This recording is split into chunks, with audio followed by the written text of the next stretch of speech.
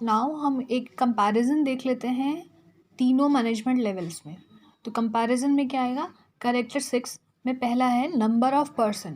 तो top management में बहुत कम होते हैं, मिडिल मैनेजमेंट में मॉडरेट नंबर होता है और लोअर मैनेजमेंट में बहुत सारे लोग होते हैं।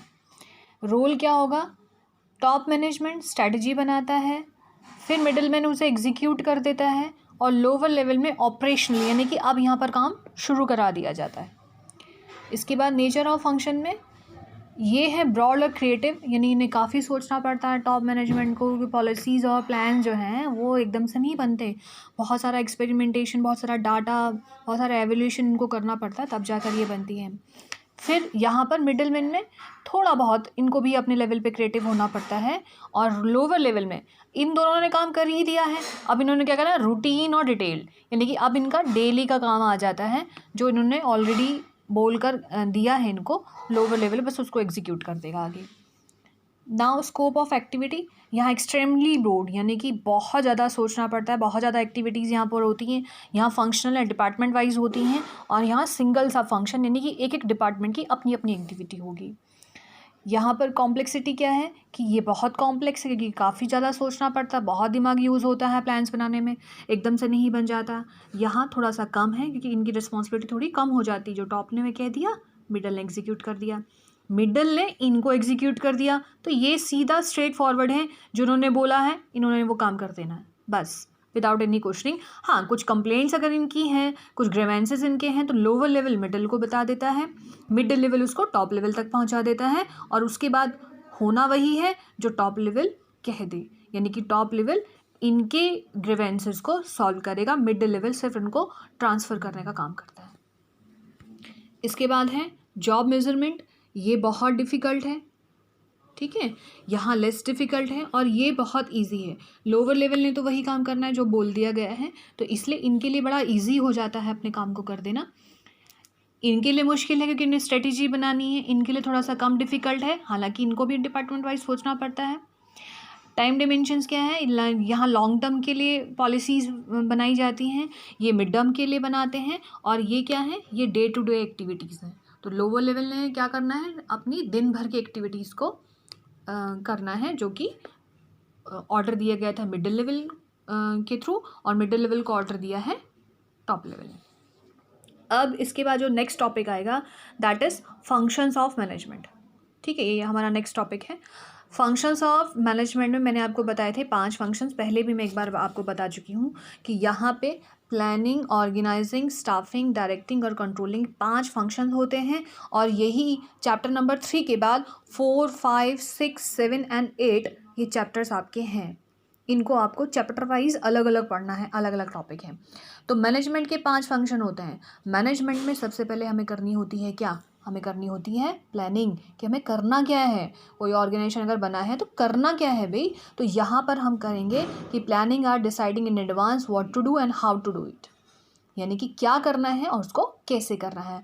प्लानिंग जो है एक बेस देता है बाकी फंक्शंस के लिए, यानी कि ये जो सारे फंक्शंस हैं इनका बेस क्या है, इनका बेस है प्लानिंग, यानी कि जो प्लानिंग होगी उसके अकॉर्डिंग ही ऑर्गेनाइजिंग होगी, उसके अकॉर्डिंग स्टाफिंग होगी तो उनको ही हम डायरेक्ट करेंगे, और लास्ट में हम कंट्रोल करेंगे क्या, जो कि हमने प्लान किया है तो वही कंट्रोल करेंगे जो प्लान है। इसलिए इन सब के लिए ये क्या बन जाता है, ये एक बेस बन जाता है। तो जो भी लाइनें आपको दी गई हैं उनका एक लॉजिक समझिए, आप मतलब समझिए, रटने वाली कोई चीज़ नहीं है। ऐसा कुछ नहीं है जो लाइफ में आपने कभी प्लान ना किया हो, आप भी लाइफ में अपनी हर एक मोमेंट को प्लान करते ज़रूर हैं, और अगर कोई भी एक्टिविटीज़ आपने अनप्लान करी है तो उसका रिज़ल्ट कुछ और आता है, जबकि प्लान की हुई एक्टिविटीज़ का रिज़ल्ट अलग होता है। तो प्लानिंग क्या है, प्लानिंग एप है ब्रिज करने का एक गैप प्रेजेंट और फ्यूचर में, यानी कि प्रेजेंट में आपने जो प्लान कर लिया, आज आप जो हैं, और फ्यूचर में आपको जो करना है, उस गैप को भरने का काम प्लानिंग करता है, यानी कि प्रेजेंट से फ्यूचर में जाने का काम प्लानिंग करता है। अब ऑर्गेनाइजेशन ने मान लिया, एग्जांपल मैं आपको दे देती हूँ कि कोई आपने एक प्लान कर लिया कि आपका ऑर्गेनाइजेशन 20% सेल इम्प्रूव करना चाहता है, ठीक है, या हमें इस साल इतना प्रॉफिट करना है, ये आपने प्लानिंग कर ली। उस प्लानिंग के अकॉर्डिंग अब आप क्या करेंगे, ऑर्गेनाइज करेंगे। ऑर्गेनाइजिंग में क्या होगा, Organizing involve grouping of similar tasks together, assigning duties, establishing authority relationship and allocating resources required to carry out a specific plan. यानी कि प्लान के अकॉर्डिंग आप अपने यहाँ पर ऑर्गेनाइज करेंगे, क्या अलग अलग टास्क को इकट्ठा करेंगे कि आपको काम क्या करना है उस प्लान के अकॉर्डिंग, फिर आप अलग अलग लोगों को ड्यूटीज़ देंगे, उनमें अथॉरिटी और रिलेशनशिप्स बनाएंगे, किसके पास क्या अथॉरिटी रहेगी, किसके पास क्या काम रहेगा, किसके पास क्या ड्यूटी रहेगी, उनको रिसोर्सेज प्रोवाइड करेंगे उन लोगों को, जिससे कि वो अपने इस प्लान को रियल फॉर्म में कन्वर्ट कर सकें। और यहाँ ऑर्गेनाइजिंग होगी सभी जो फिज़िकल, फाइनेंशियल और ह्यूमन रिसोर्स है उसमें कोऑर्डिनेट बनाने का काम ऑर्गेनाइजिंग ही करेगा। फिज़िकल रिसोर्सेज, फाइनेंशियल और ह्यूमन रिसोर्स, ये भी मैंने आपको पहले बताया था। ठीक है, अब आपने प्लान कर लिया, आपने उन चीज़ों को ऑर्गेनाइज़ कर लिया अपने पास जो आपको प्लान करना है, और जो चीज़ें आपको चाहिएंगी आपने वो सब ऑर्गेनाइज़ कर लिया। अब आप क्या करेंगे, अब आपको चाहिए कुछ लोग जो उस काम को करेंगे। अकेले कोई व्यक्ति तो कर नहीं सकता, ऑर्गेनाइजेशन का जो भी हेड होगा क्या वो अकेले सारे काम कर लेगा, उसको स्टाफ की रिक्वायरमेंट होगी। अब स्टाफिंग हम करते हैं एज पर दी ऑर्गेनाइजेशन। तो एज पर दी ऑर्गेनाइजेशन मीन्स अगर आपका ऑर्गेनाइजेशन बड़ा है, छोटा है, आपका टारगेट कैसा है, उसके अकॉर्डिंग ही आपको लोगों की रिक्वायरमेंट होगी, जिसको हम पर्सनल ह्यूमन रिसोर्स मैनेजमेंट भी कहते हैं और पर्सनल डिपार्टमेंट भी कहते हैं। पर्सनल अलग होता है, पर्सनल अलग होता है, WNEL वो अलग वर्ड है और NAL अलग वर्ड है। यहाँ पे अभी आएगा, मैं अभी बताती हूँ आपको। तो स्टाफिंग हम कर रहे हैं इसमें finding the right person at the right job, यानी सही व्यक्ति सही जॉब करे उसको हम ढूंढें, ये स्टाफिंग होता है। इसमें क्या करेंगे, हम ह्यूमन रिसोर्स को प्लान करेंगे कि हमें कितने लोगों की रिक्वायरमेंट है, नंबर एंड टाइप, कितने लोग और किस तरह के लोग। लाइक आपको कारपेंटर चाहिए, आपको इलेक्ट्रिशियन चाहिए, आपको क्लर्क चाहिए, आपको CA चाहिए, आपको ऑफिस मैनेजमेंट के लिए कोई लोग चाहिए, तो टाइप अलग अलग हो गए ना। अब चाहिए कितने, तो उनको हम बोलेंगे नंबर, कि 2 प्लम्बर चाहिए, 3 कारपेंटर चाहिए, क्लर्क 1 चाहिए, तो ये क्या होगा, नंबर्स होंगे। तो उनको आप क्या करेंगे, उनकी रिक्रूटमेंट करेंगे, जिसको हम बोलते हैं हिंदी में भर्ती करना। भर लिया आपने, फिर इस भरे हुए लोगों में से एप्लीकेशन जितनी भी आ गई हैं उनमें से आप सेलेक्ट करेंगे कि आपके काम के कितने हैं और कौन बेस्ट है, उसे आपने सेलेक्ट कर लिया। सेलेक्ट करने के बाद उसको प्लेसमेंट दे दिया, यानी कि आपने उसको उसके काम पर पहुंचा दिया है। ठीक है, उसको उसका काम दे दिया है। अब देने के बाद वो बंदा अपनी डिग्री लेकर आ रहा है, अपनी एजुकेशन लेकर आ रहा है, लेकिन काम के अकॉर्डिंग अगर उसको ट्रेनिंग की रिक्वायरमेंट है तो आप उसको ट्रेनिंग देंगे और उसका डेवलपमेंट करेंगे। फिक्सिंग रिम्यूनरेशन ऑफ पर्सनल, देखिए ये है वो वर्ड पर्सनल, ये WNEL का मतलब यहाँ पर स्टाफ से आएगा, व्यक्ति से आएगा, एम्प्लॉई से आएगा, एम्प्लॉयज़ का मतलब है यहाँ पर। तो रिम्यूनरेशन ऑफ पर्सनल यानी कि जितने भी लोग आपने स्टाफ किए हैं उनका रिम्यूनरेशन मीन्स सैलरी क्या रहेगा। ठीक है, फिर हैंडलिंग एम्प्लॉयज़ ग्रीवेंसेस, काम ख़त्म ये नहीं होगा कि आपने एक व्यक्ति को अपॉइंट करा, उसको काम दे दिया और उसको सैलरी दे दी, बात ख़त्म। अगर उसकी कोई ग्रीवेंसेस हैं, उसकी कोई प्रॉब्लम है, तो उसको सॉल्व करने का काम भी ह्यूमन रिसोर्स मैनेजमेंट ही करता है, जो कि स्टाफिंग में आता है।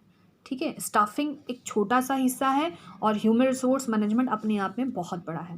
जब हम इस चैप्टर को पढ़ेंगे तब उसकी डिटेल आपको मिल जाएगी। और एक अच्छी industrial relation top level, mid level और सुपरवाइजरी लेवल में आपस में बना कर रखें कि सब लोग मिलजुल कर काम करें। अब आपने लोगों की भर्ती कर ली, अब उन्हें काम क्या देना है, कैसे देना है, उसको हम करेंगे यहाँ पर डायरेक्टिंग में। तो डायरेक्टिंग क्या होगा, directing involve leading influence and motivating employees to perform the task assign to them.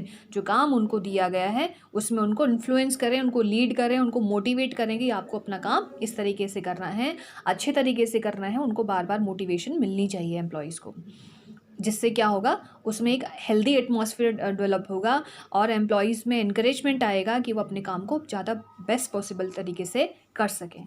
ठीक है, अब आपने ऑर्गेनाइज़ कर लिया, स्टाफ कर लिया, डायरेक्टिंग कर लिया, लोग आ गए आपके पास, काम करना शुरू कर दिया।